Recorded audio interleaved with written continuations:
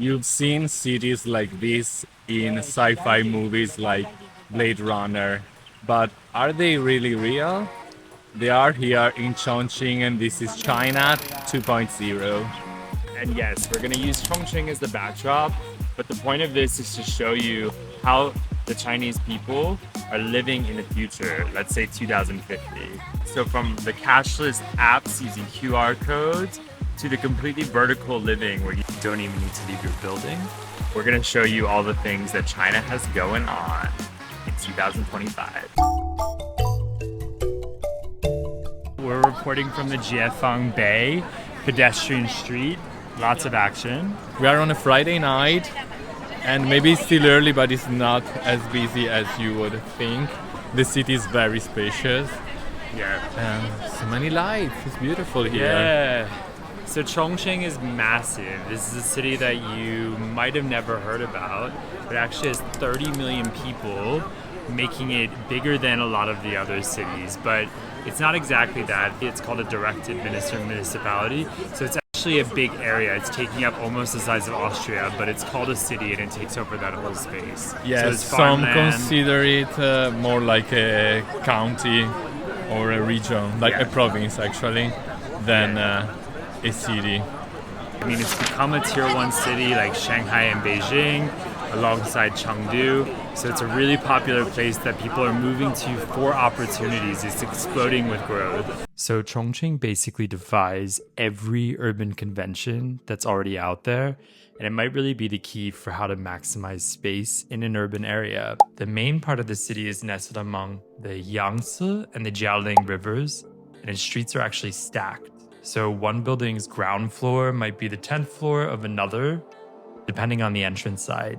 Locals say we never know which floor we're on. And this layered urban lasagna, as they call it, spelling a 3D city landscape, is not a gimmick. It's a necessity born out of being in a place with a lot of steep gorges and cliffs. So the building where we stayed had a floor 0 for taxis and also access to the river. It had a 5th floor for access to another street, and then it had a 10th floor for access to yet another street. It was wild. So this is a good example. Of course, the bus is right in front of it now. But you have here like an elevator. You have a staircase basically on the side here. We went up it yesterday. It was really exhausting. But alternatively, you could take this elevator, which goes up all the way here. And the elevator is within like a residential complex as well, so they use it for that too. And I don't know if I'm making it sound, it probably sounds normal the way I'm explaining it, but it seems really bizarre and weird. But basically, when you get off of the elevator, it takes you out to the highway again.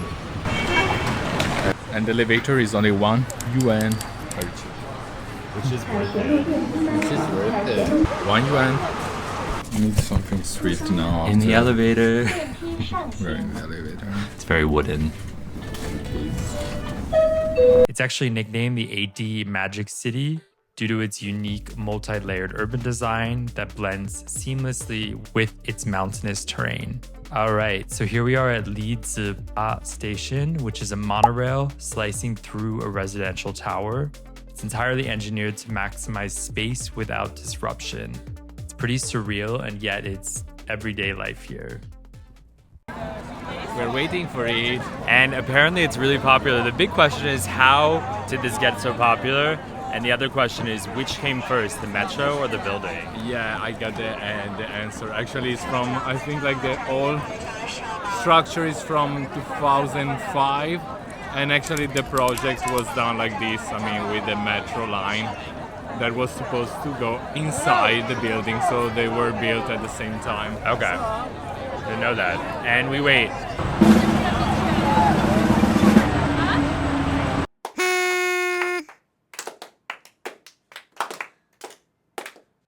Is my life changed by watching this? I don't know. But it's cool. So getting up to the top of the subway, where the subway actually goes from, takes forever. You just have to keep circling around. Yeah, and it's all like shops, souvenirs shops. And of course we bought a panda.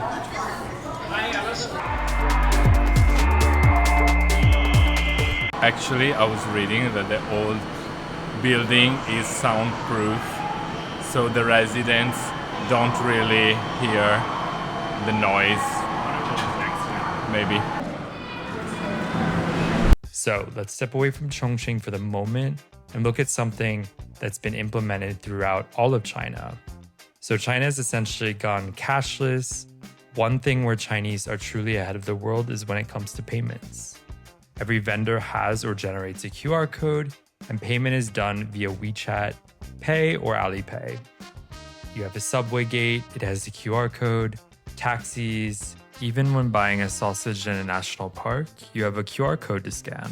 Even this Buddhist temple has a QR code for donations. Since China is kind of cashless at this point, you can also make donations with WeChat here. So you don't have to actually bring cash with you anywhere. Well, some places like we saw earlier. So during our most recent China visit, we were on the top of Tiger Leaping Gorge. We'll link the video. And we thought we were in the middle of nowhere, but we actually didn't need cash once. With all of the vendors we came across along the way, the places we were staying, it just wasn't necessary. This isn't futuristic in China, it's actually just normal. Okay, so this is the novel way of paying with Alipay or WeChat. I'm gonna go ahead into the Alipay app, hit scan. We're gonna head up to this QR code in the middle. I put the amount in, 42. Click pay. Oh, I have to put in my password. Hold on 1 second. And lo and behold, and that's a confirmation that I paid. The whole restaurant here is. Since we're on the topic of WeChat and Alipay, let's keep going on the topic of phones and technology. So in the West, you might juggle 10 apps to do 10 different things, but here you're gonna be using 1 or 2 apps. You have WeChat or again Alipay, which handles messaging, travel, getting a taxi, even recycling services. I'm not sure I love this, to be honest, though, because I feel like the mini programs, as they're called, feel sometimes a little bit clunky and slow compared to like if it were the native application, but it does have its sense. My favorite mini program discovery is Meituan, which I think I talk about in like 5 videos. We even use this mini program to plan our Friday night out in Chongqing. And of course, what can we do on a Friday night in China? Oh my We're god, looking go for into a scary building that has nobody. Yeah. A murder building. No, apart from that, we are looking for the karaoke. You just booked on that amazing app. Yeah, so one cool thing you can do in China is you can book all your social activities, all your dinners and stuff using Meituan, which is just this app that basically gives a lot of discounts, and it's like a Groupon, as you can imagine in the UK or the US.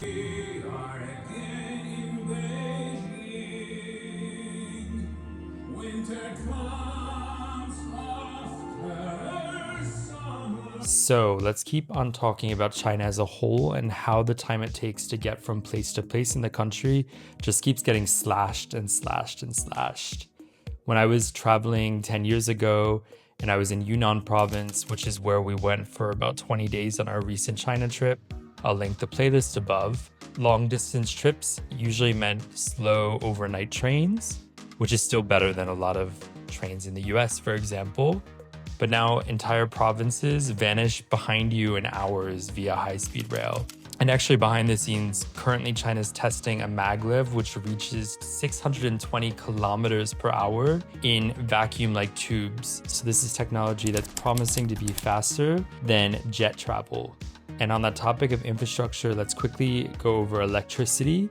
China's building 74% of the world's new solar and wind projects. You'll notice this when you're traveling through China. You'll just see tons of solar and wind farms as you go by. Just in Q1 of this year, for example, renewables, mostly wind and solar, accounted for 22.5% of its electricity consumption. Its transformation into an electrostate isn't just about climate, it's about energy security, self-sufficiency, and future-proofing a modern economy. 10 years ago, I remember smoggy skies, and now it's becoming rarer and rarer to encounter this, although we did encounter it in Chongqing this one time.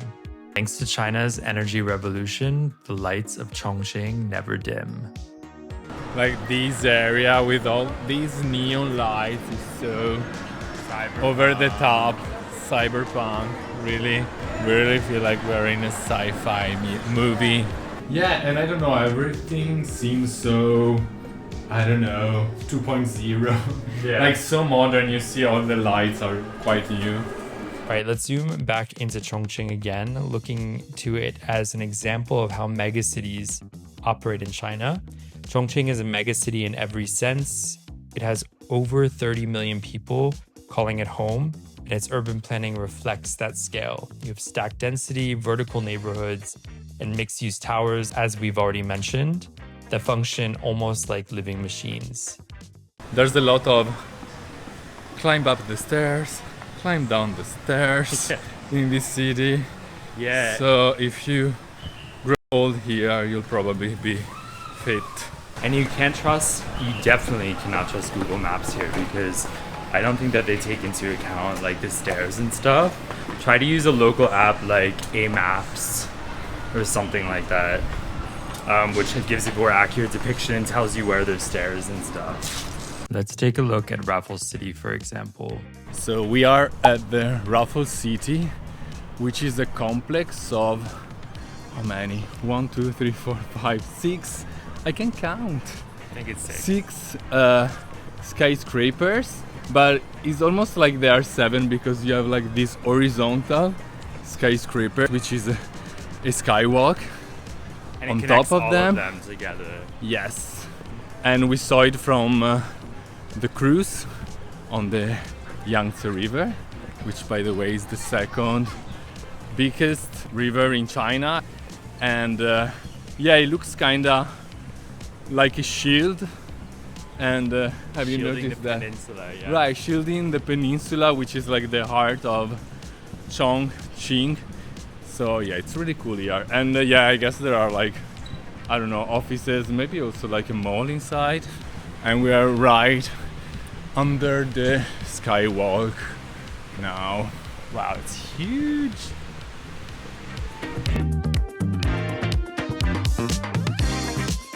And in this massive city, how are people actually moving? Well, the transit system here mirrors the city's vertical ambition. Chongqing Rail Transit includes the world's longest monorail line and the busiest, moving tens of millions annually. Meanwhile, dozens of bridges span the rivers, turning elevation challenges into architectural statements. We particularly were obsessed with these twin bridges here. Of course, even despite the hilliness, the city is also extremely walkable. Oh my god, I think probably this city, if you were to measure people by the amount of steps that they take in a day, it has to be this city is like number 1. I guess the old people must be very, very fit here. We had one more stop, Hongya Cave. By day, it feels like an ancient riverside town. By night, it transforms into a neon-lit maze straight out of a cyberpunk film. It's the perfect symbol of China, traditions rooted deep in history, glowing as it speeds into the future. Like once you get inside of the Hongya Dong, there's just escalators everywhere, there's shops everywhere, there's cosplay shops, there's food places, there's places to clean your ears. So in this place you can clean your ear, and there are also like some screens, so you can see like what's inside your ear. And I'm kinda tempted to do it. Yeah, I mean it's so modern, it's so futuristic, but also there is also a lot of contradiction. Yeah, again, it's like this contrast between this cyberpunk city and tradition. Having a cave in the middle of the city with buildings in it is crazy. This is the first time I've ever seen this. Chongqing may feel like a scene from the future, but here, it's just everyday life. Neon streets, high-speed trains, cashless living. It's a glimpse of what tomorrow might look like. And in China, tomorrow is already here. Okay, so we picked this beautiful background to conclude this video.